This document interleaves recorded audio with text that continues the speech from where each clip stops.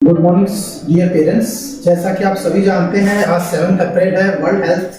Day, विश्व स्वास्थ्य दिवस के नाम से इसको जाना जाता है। 7 अप्रैल 1948 के दिन जिनेवा में वर्ल्ड WHO की स्थापना हुई थी, जिसे हम वर्ल्ड हेल्थ ऑर्गेनाइजेशन कहते हैं। विश्व के अंदर इस दिन को मनाया जाता है विश्व स्वास्थ्य दिवस के रूप में,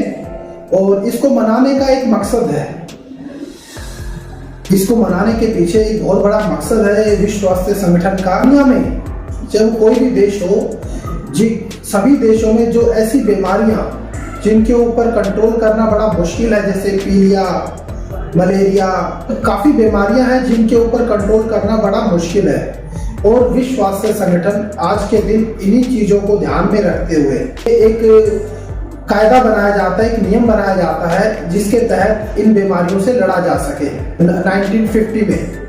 ये घोषणा की गई कि 7 अप्रैल को हमेशा विश्व स्वास्थ्य दिवस के रूप में मनाया जाएगा। सभी पेरेंट्स इस चीज को थोड़ा सा ध्यान से जरूर अपने बच्चों की सेहत को ध्यान में रखते हुए, इस दिन का मेन महत्व होता है हमारे डॉक्टरों के लिए, हमारी गवर्नमेंट्स के लिए, हमारे देश के लिए, कि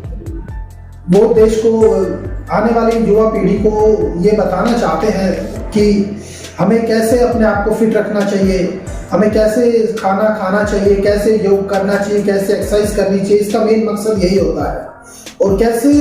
हमारी जो पुरानी पॉलिसीज हैं जो बीमारियों से लड़ने के लिए,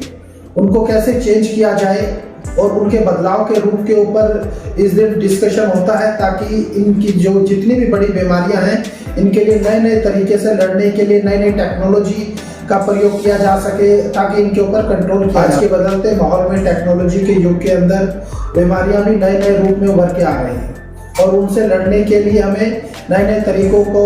खोजना भी जरूरी है,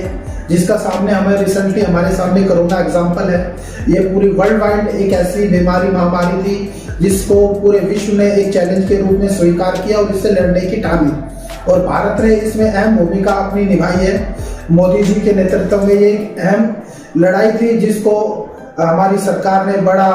जोर शोरों से इसके ऊपर काम किया है, और इसको कंट्रोल करने के लिए उन्हें जो प्रयास किए, उसके लिए मैं अपनी सरकार को और माननीय मोदी जी को इसके लिए बधाई देता हूं। खट्टर सरकार को इसके लिए बधाई देता हूं कि उन्होंने बड़ा इसमें एक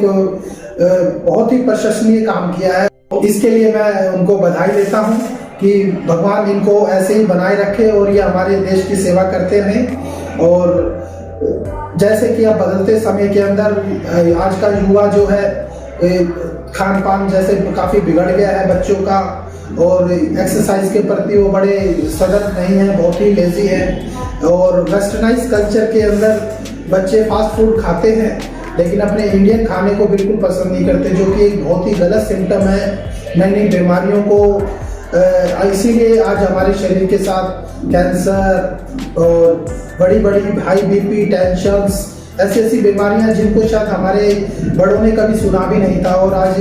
इतना टेक्नोलॉजी इंप्रूव होने के बाद भी ऐसी ऐसी बीमारियां बच्चों के साथ हैं, जो छोटे छोटे बच्चों के साथ ये बीमारियां हो गई हैं। सबसे बड़ी प्रॉब्लम ये है, पेरेंट्स तो है ही प्रेशर के अंदर, BP, शुगर, थायराइड, तो ऐसी हजारों क्या लाखों बीमारियां नई नई आ गई हैं, जिसके बदलाव के लिए WHO ने इस पे काम करता है और समाज को बदलाव के लिए बढ़ावा देता है कि ताकि इसको अच्छे से इनको खत्म किया जा सके। तो आज के दिन सरकार इन्हीं पॉलिसीज के ऊपर विचार करती है, और उनको कैसे और सक्षम तरीके से बनाए और लोगों तक पहुंचाए। इसका मेन मकसद यही होता है कि सभी युवा अपने जो शरीर का ध्यान रखें, अच्छा खाना खाएं, अच्छा स्वास्थ्य रखें, क्योंकि स्वस्थ शरीर रहेगा तो एक स्वस्थ इंसान बनेगा, और स्वस्थ इंसान बनेगा तो एक स्वस्थ समाज का निर्माण होगा। अगर स्वस्थ समाज का निर्माण नहीं होता है तो ऐसे दूषित वातावरण में और ऐसे पोल्यूटेड वातावरण में इंसान का जीवन ज़्यादा नहीं चल पाएगा। तो मैं सभी अपने नवयुवकों से और अपने आने वाली भावी पीढ़ियों से ये रिक्वेस्ट करता हूँ कि वो आज के दिन इस चीज़ को जरूर ध्यान रखें कि खाना अच्छे से खाएं, घर का खाएं, गर्म खाएं, पौष्टिक खाएं, और जितना हो सके पानी खूब पिए, लिक्विड खूब लें, क्योंकि ये देखने में आता है कि बच्चों को जैसे ही वेदर बदलता है उनको हाइपरटेंशन, वोमिटिंग, उल्टियाँ,